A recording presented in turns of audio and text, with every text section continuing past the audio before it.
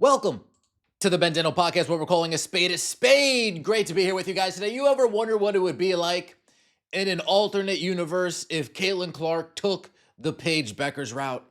If Caitlin Clark took the social justice route, played the same games, played for the same team as Paige Bueckers, did speeches like Paige Bueckers, the I Have a Dream speech. You ever wonder how the WNBA, how Kathy Engelbert, how all of her peers would treat her if she went that route?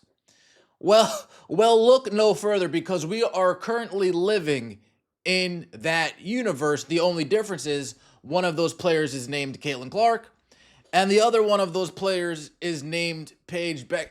The way that this league is so desperate to make Paige Bueckers into something that she is not, which is face of the league, which is not a top 3 player in this league. They are just so desperate to turn Paige into the face of the WNBA. It is eating them alive from the inside out. We're going to get to that momentarily, but first I need to eat crow, I guess. I woke up this morning, I checked some sources, and to my surprise, either ESPN's cooking the books, or I don't know what the heck is going on here. Game 1 playoff ratings, Fever Dream, 951,000 on ABC. Okay, fine. Seattle Storm, Las Vegas Aces, 476,000 on ESPN. Okay, fine. We fast forward to the same 2 matchups, Game 2 edition. Oh, Lord.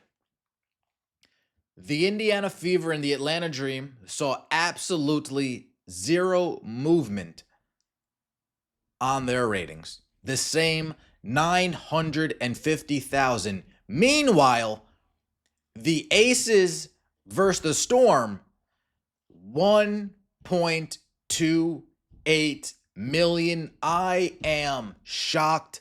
I'm stunned. I am nearly at a loss for words. I don't even know how to explain it. I know the Seattle Storm came back in the fourth quarter. I know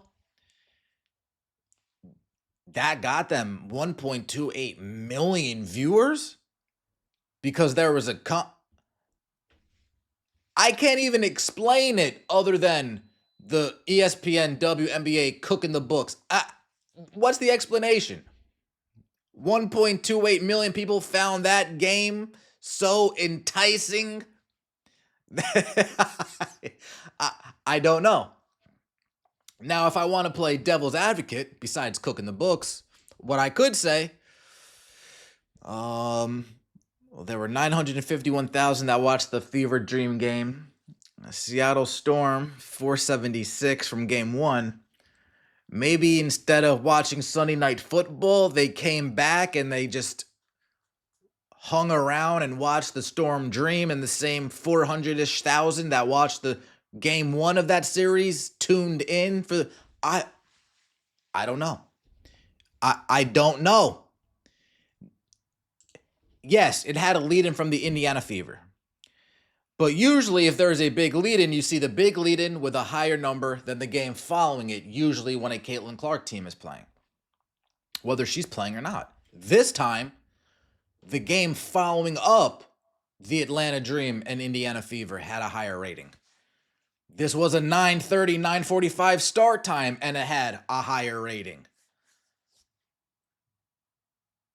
Has the Indiana Fever done such a job mishandling fans that they are now getting outdrawn by the Aces and Storm, even if Caitlin Clark's not? Folks, you would never think this. You would never think we would see the day, but the day has come. Both respectable numbers, both good numbers. Fever Dream yet to get 1 million views. Maybe tonight's the night, win or go home. Maybe tonight's the night. But the Aces Storm, I did not have that on my bingo card. Let's get in to the Caitlin Clark if we were in an alternate universe. This is the universe that we are currently living in. Caitlin Clark winning Rookie of the Year last year. All of you, that hard work and dedication, and it's paid off with your playoffs, etc. And I know the best is yet to come. So, congratulations, Caitlin. You are the 2024 Kia WNBA Rookie of the Year.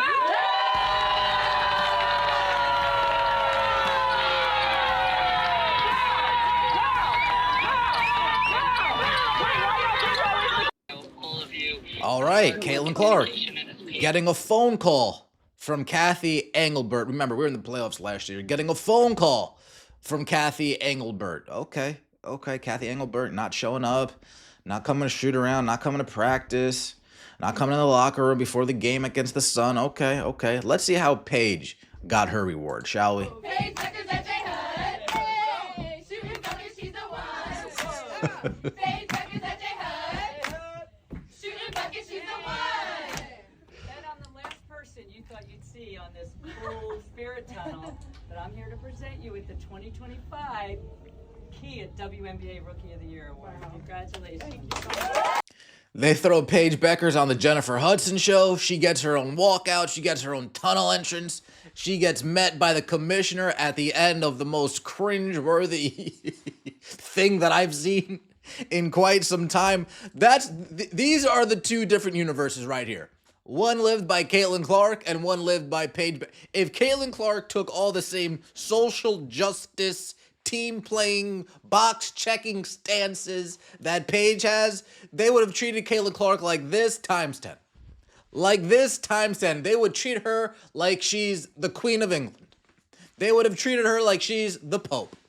But instead, she doesn't play ball as much as they'd like. As much as they like, she doesn't play ball. So what do? Yeah, good. Here's Rookie of the Year. Yeah, here. See you later. Meanwhile, Paige Beckers gets a whole entire a media tour, if you will. A rollout, if you will. Because she plays ball. And the WNBA loves people that play ball. They love people that play ball, and they love people that play for a certain team. As Rhodes would say, checks a lot of them boxes. Shout out to Black and White Sports.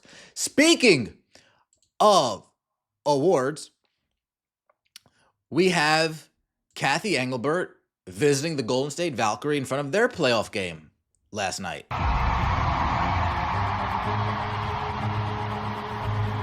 Meeting Veronica Burton with the 2025 Most Improved Player of the Award. Oh, salute to you, Veronica Burton. Well deserved. And then Natalie Nakase with the Coach of the Year award. Now, the Golden State Valkyrie in the playoffs.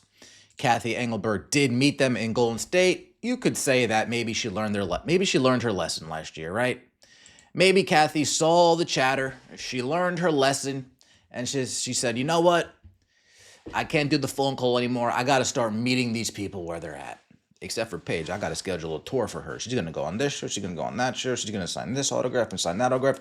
Maybe I got to start meeting people where they're at. Okay, fair enough, Kathy Engelbert. Fair enough. But what's not fair is the fact that you don't even know Natalie Nakase's name. Valkyrie's coach, Natalie Nakase. Who?